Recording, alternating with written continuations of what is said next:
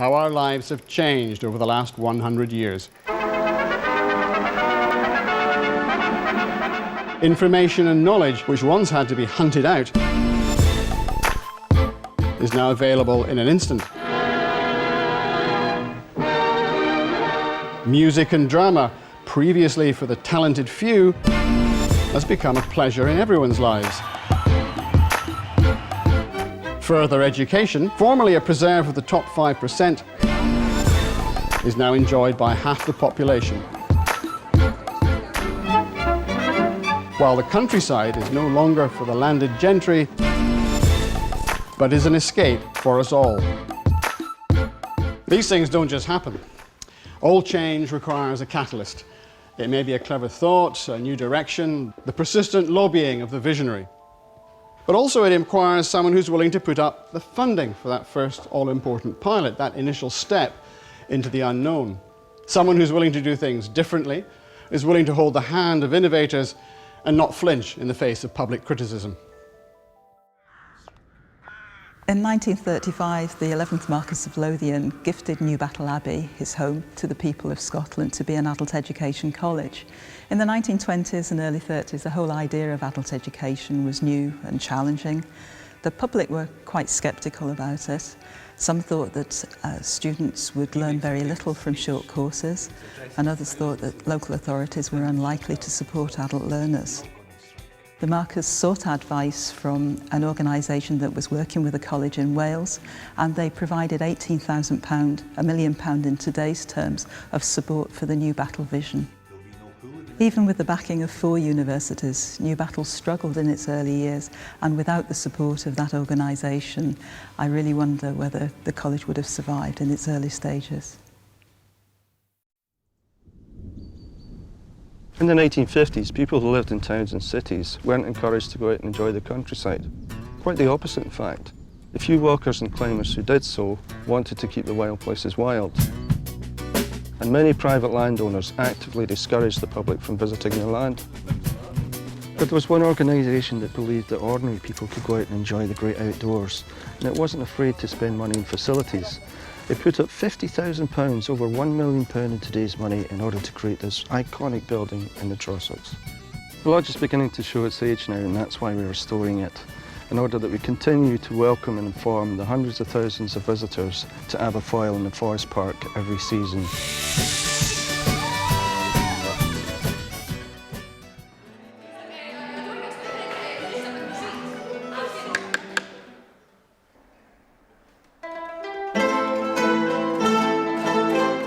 British people have always loved making music. I guess we've had amateur groups since the year dot.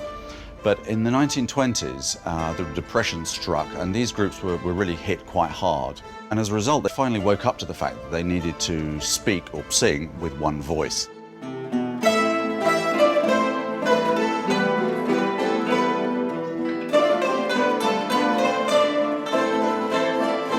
So by 1935 they'd done that, and the National Federation of Music Societies was born.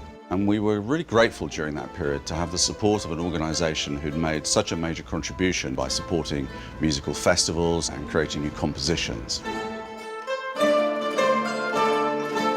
So scroll forward to the present day, and the National Federation of Music Societies has become Making Music, and we support around 3,000 groups ranging from choirs and orchestras through to the whole diversity of UK music making.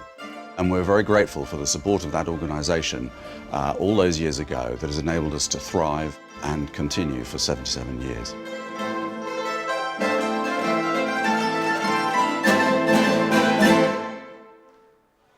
Okay guys, count the corners onwards. In 1948, just after the Second World War, another time of huge austerity in this country, our founder, Leonard Cheshire, set up our charity in a large shabby house called Lee Court. A few years later, our first paid member of staff, called Francis Jerram, approached an organisation and asked for a grant of £400 to put in central heating. And as a result of that meeting, they came to visit Lee Court and met Leonard and had a look at what we did. And they decided not to give us the money for the central heating, but instead to give us £65,000 for a purpose-built home for disabled people. And when I think of that organisation, I think of an organisation which has the same courage and vision as our founder, because our founder was a war hero, and they showed a similar sort of courage in investing in a very baby charity, which went on later to have more than 200 services and be in 54 countries, supporting thousands of disabled people.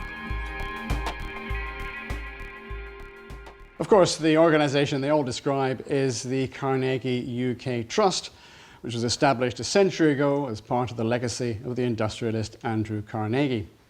Since 1913, the Trust has been involved in building libraries and promoting the library service. It provided hostels so that the children in remote communities could attend secondary school. It provided funding for the rebinding of the famous Book of Kells in Dublin, and it's been building village halls throughout the UK and Ireland. The Trust has also invested in the creation of almost 1,000 playing fields. It's provided support for rural communities. It's promoted the interests of retired people, and it's lobbied for the more effective involvement of younger people in the decisions that affect their lives. In 1913, Andrew Carnegie said his trust's funds were to be used for the improvement of the well-being of the people of Great Britain and Ireland. Well, today the Carnegie UK Trust continues to do exactly that in a more modern context, promoting the extension of superfast broadband to rural areas, exploring alternatives to GDP as a guide to economic policy making, proposing new ways of regulating the press and media to create a better journalism. It's impossible to overstate the importance of reliable sources of news and information for a healthy democracy. News organisations are facing very significant challenges: financial, technological and ethical.